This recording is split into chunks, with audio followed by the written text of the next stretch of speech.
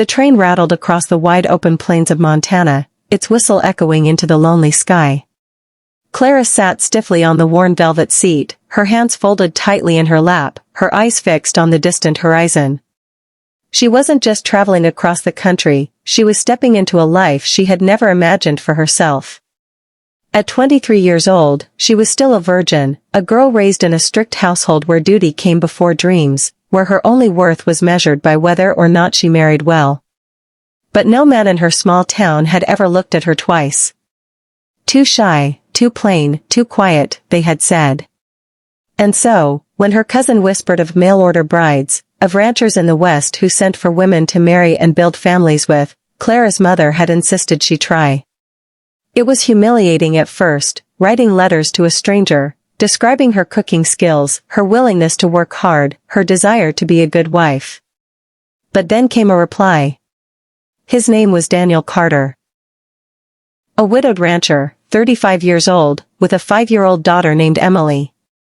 His wife had passed away 2 winters ago, leaving a silence in the big ranch house that no hired help could fill.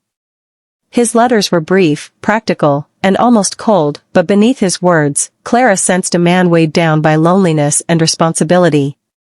When he asked her to come west and marry him, Clara's heart pounded with both fear and desperate hope. Perhaps this was her only chance at a life beyond her mother's disappointed sighs. Perhaps this was the only way she would ever be wanted. Still, as the train screeched into the small wooden station, Clara's heart thudded so loudly she thought it might burst from her chest. She smoothed her plain blue dress, the only nice one she owned, and clutched her carpetbag tightly. She stepped onto the platform, the dust rising around her, and searched the crowd. Then she saw him. Daniel Carter was taller than she imagined, broad-shouldered and sunburned, with eyes as sharp and steady as a hawk's. He wore a weathered hat and boots covered in dirt, and his hands looked like they had never known rest. He nodded once in greeting, but his face was unreadable. Clara opened her mouth to speak, but before she could, a small voice broke through the noise. "Papa! Papa!" A little girl came running from behind Daniel, her brown curls bouncing, her dress wrinkled from play. Clara froze, staring at her. Emily was beautiful, bright-eyed, and innocent, her little arms stretched wide. She clung to Daniel's leg before looking up at Clara curiously. Clara's palms went sweaty. She didn't know how to be around children, let alone step into the role of mother. She had never even been kissed, let alone become someone's wife and someone's mama. Daniel introduced them curtly. "Emily, this is Miss Clara. She'll be staying with us." Emily tilted her head, studying Clara with serious eyes far too big for her small face. Then, unexpectedly, she asked, "Are you gonna be mama now?" The words hit Clara like a bolt of lightning. Her throat tightened, her eyes burned, and she could barely find the courage to answer. Terrified and uncertain, she bent down awkwardly and whispered, "If you'll have me." The little girl smiled, a smile that shone brighter than the afternoon sun, and took Clara's hand without hesitation. For the first time since the train ride began, Clara's heart softened. Maybe, just maybe, this was where she was meant to be. The ride to the ranch was quiet, except for Emily's chatter about horses, cows, and the big kitchen where she wanted to bake cookies. Daniel drove the wagon with his usual stoic silence, sneaking only the occasional glance at Clara. He had expected a fragile woman who would break under the demands of ranch life. Instead, he saw a girl trying with every breath not to let her fear show. He respected that, though he said nothing. When they arrived at the sprawling ranch house, Clara felt dwarfed by its size. Yet she also noticed the worn curtains, the empty chair by the fire, the echo of a woman who was no longer there. That night, Clara lay awake in the small room Daniel had given her, listening to the quiet creak of the house and the distant howl of wolves. She was terrified, of failing, of not being enough, of never being loved. But she remembered Emily's small warm hand in hers, and for the first time, she whispered a prayer that maybe God had led her here for a reason. The first weeks at the ranch were the hardest of Clara's life. She rose before dawn, helped cook meals, washed endless laundry, and tried to keep pace with chores she had never known before.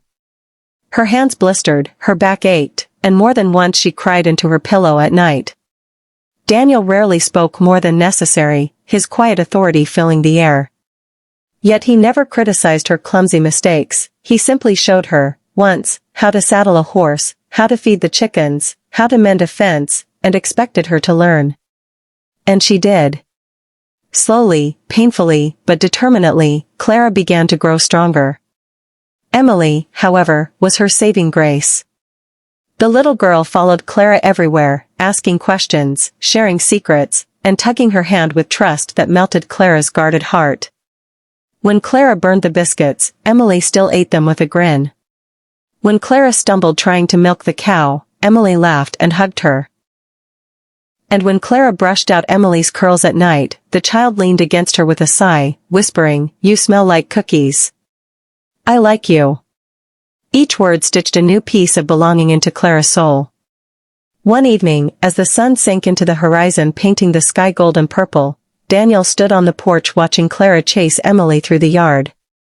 Her laughter rang out, soft but free, as she finally caught the little girl and spun her around. Something shifted in Daniel's chest then, something he hadn't felt since his wife died. It terrified him almost as much as it comforted him. He had vowed never to open his heart again, never to risk that kind of pain. Yet this shy, frightened woman with eyes full of hope was slipping past his defenses, not by force but by quiet persistence. Weeks turned into months, and the rhythm of life began to feel less like survival and more like family. Clara no longer felt like an intruder in the big ranch house. She belonged, through sweat, through laughter, through the tender moments when Emily curled into her lap and asked her to sing. One night, after Emily had fallen asleep, Clara stood on the porch staring at the stars. Daniel joined her, his presence silent but heavy. For a long time, they said nothing. Finally, Clara whispered, "I was so scared when I came here. I thought I could never be enough." Daniel turned, his gaze steady. "Clara, you've been more than enough. For Emily. For this home.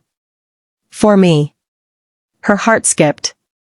She dared to look at him, and in his eyes she saw not the cold rancher who had written short letters, but a man who had been broken and was learning to heal.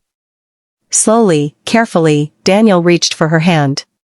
The warmth of his calloused palm made her breath catch. He leaned closer, his voice low. "You've given me back something I thought I'd lost forever, hope." In that moment, Clara knew she was no longer the terrified girl who stepped off the train. She was a woman, a wife, a mother in all but name, and she was loved. Tears filled her eyes as Daniel pressed his forehead to hers. For the first time, she wasn't afraid of what tomorrow might bring. She was exactly where she was meant to be. And when Emily peeked out from the doorway, rubbing her sleepy eyes, and asked with a yawn, "Mama, will you tuck me in?" Clara's heart nearly burst with joy. She scooped the little girl into her arms, whispering, "Yes, sweetheart. Always." That night, the ranch was not silent. It was alive, with love, with laughter, and with the promise of a family born not of perfection, but of grace.